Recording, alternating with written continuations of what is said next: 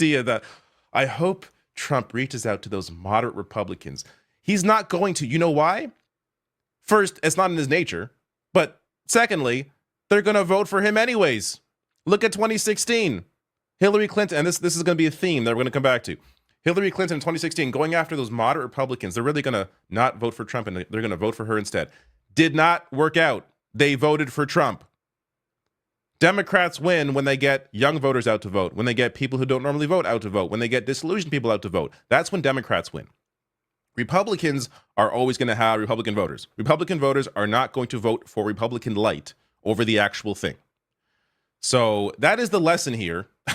But going on, I mean, at least Nikki Haley has Vermont. She won Vermont over Donald Trump. There you go. So if something happens to Trump, his health, something, I guess that's what she's betting on, and hoping those delegates will then coalesce around her, which I don't even think would happen if that crazy scenario even occurred. But moving on, let's get to the uncommitted vote. So this was another big winner last night.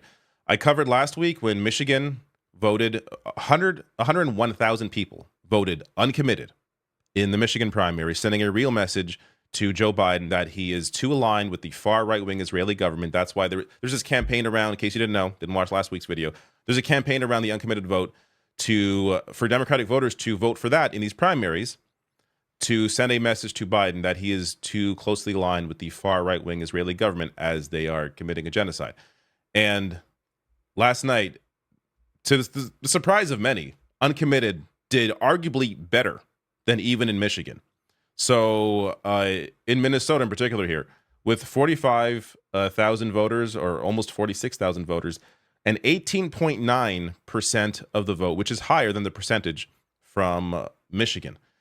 Now, this is how close Minnesota was in 2016. Hillary Clinton winning Minnesota by 44,500 votes. Again, going back here, the margin is larger here. More uncommitted voters than the difference in 2016. Joe Biden, we're going to get to the reaction, if there is one at all, to this. But this is something that the Biden campaign has to be concerned about. The White House has to be concerned about. They should maybe attempt here to try and align themselves with, I don't know, the UN, human rights. But that's going to be a constant battle. Now, these are other results from last night in the uncommitted or no preference vote. So North Carolina sitting at 12.7%, Massachusetts 9.4%, Colorado 8.1%, Alabama 6%, Tennessee 7.9%, Iowa 3.9%. So, you know, all of these, it's good to see this sort of support out there to, again, we can't contribute every single uncommitted vote to that protest vote against Biden's stance with Israel, but definitely a lot of that is, as that was the focus of the past couple of weeks. And younger voters especially were voting uncommitted, as New York Times breaks down here. And the organizers had less time and money than their Michigan counterparts, whom they said had helped inspire their efforts. They began their campaign roughly a week before the primary, with early voting already underway, and said they spent about $20,000. In Michigan, organizers were able to spread their message for 3 weeks and raised about $200,000. They also benefited from the endorsement of influential supporters like Representative Rashida Tlaib, the Detroit area Democrat, and from a populist Arab American community.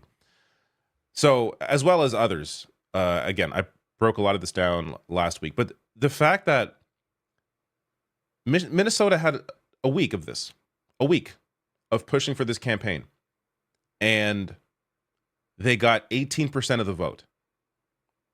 That's significant. Imagine this campaign for Uncommitted had started in, even just January, where that number could have ended up.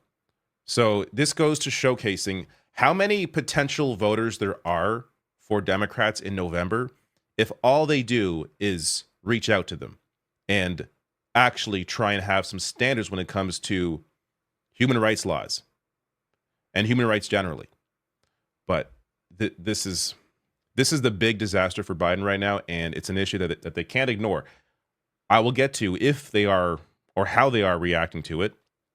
But this is Minnesota Governor Tim Walz. Votes right now, 20% of the vote going to Uncommitted, and we've seen that already in this primary in Michigan. What message are voters in your state trying to send to President Biden, and what do you want to see President Biden do in response?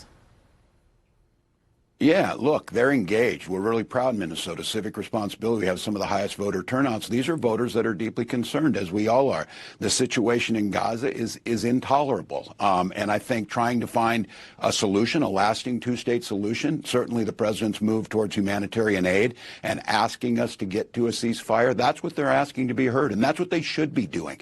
We've gone through this before, and we know that now we make sure we've got 8 months.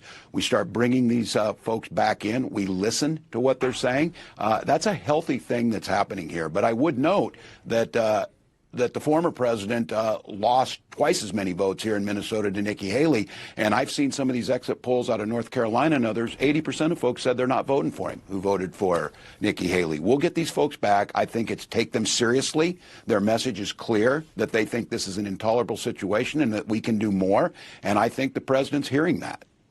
The governor here recognizing that this is an issue that needs to be addressed. It's a similar statement that was released by the Biden campaign here.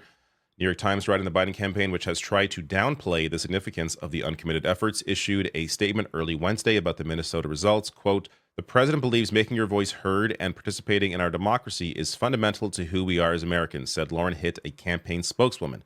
Quote, "He shares the goal for an end to the violence and a just, lasting peace in the Middle East. He's working tirelessly to that end."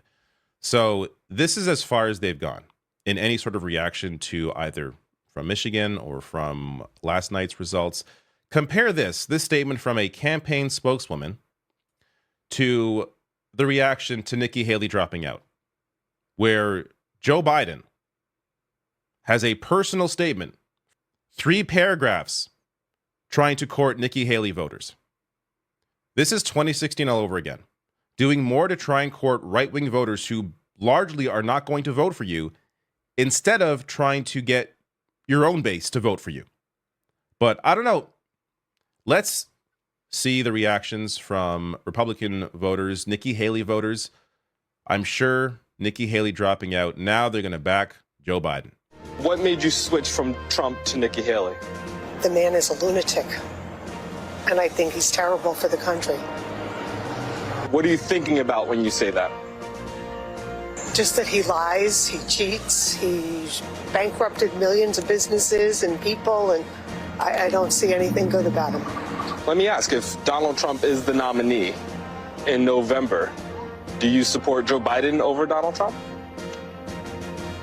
No. Incredible. This woman thinks Donald Trump is a lunatic, which he is.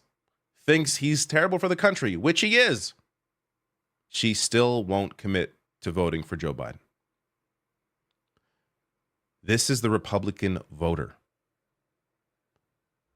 Were you alive for 2016? Are you alive for any election? Republican voters coalesce around their candidate. Now, at worst, maybe she'll stay home. But you're not going to win them over to Joe Biden. That's not happening. You know, in the millions upon millions of voters out there, are some of them maybe who were Haley supporters going to vote for Joe Biden? Sure, I'm sure some of them will. It's not going to be any kind of significant percentage. When you have an entire base of people that you could be winning over, people that are disillusioned with the process, people that don't normally vote, when you could be trying to get those people to vote, you should be focused on that over trying to get these people who definitely are not going to vote for you. Now, I want to show you a couple of reactions here to the uncommitted vote from cable news, which, to their credit, is taking this a little more seriously than Joe Biden is.